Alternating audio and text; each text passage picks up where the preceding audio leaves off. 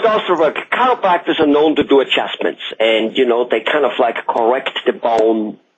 And most of us have a little bit of a misconception how and what that is. For instance, some of us are even worried and are scared, when you grab the head and you go, and could you possibly kill us? I mean, after all, we see the James Bond movies and they go, and the guy lays dead. Shed some light on of what actually the real function is. I mean, how bone cracking do you, and what do you do, and what's the popping sound which we hear? Is that really?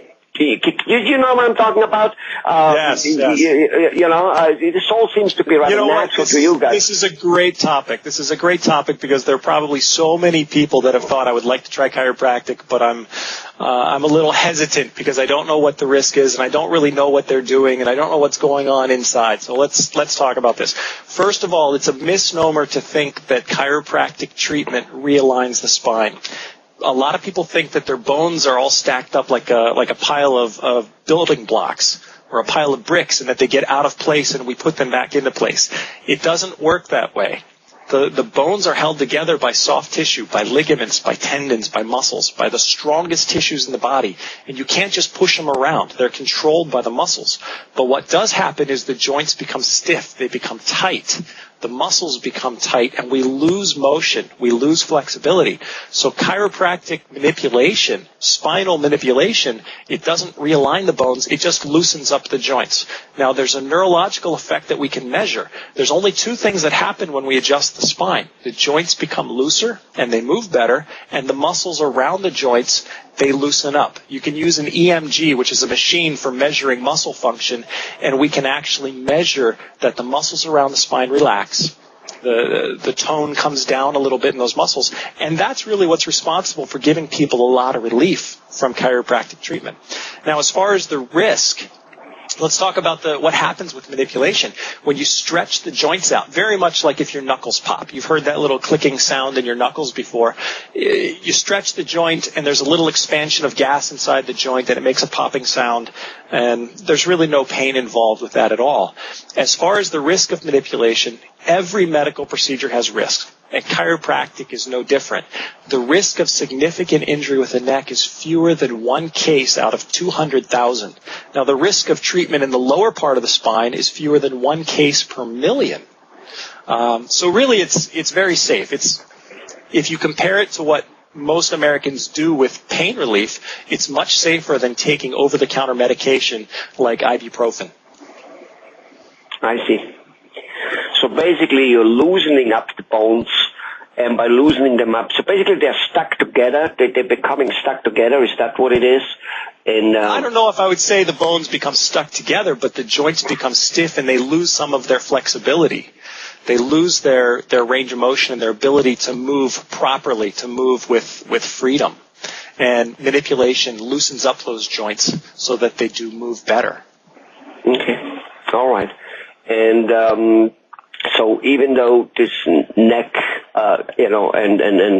cracks when you do it, it's just not enough, or it's just too controlled by the chiropractor to cause any harm. I can't say that it'll never cause any harm, but the risk is very low. It's fewer than one incident out of 200,000 patients. It's very, very rare.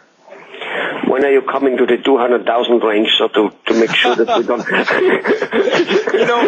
we joke about that. To make sure we give the card to somebody else.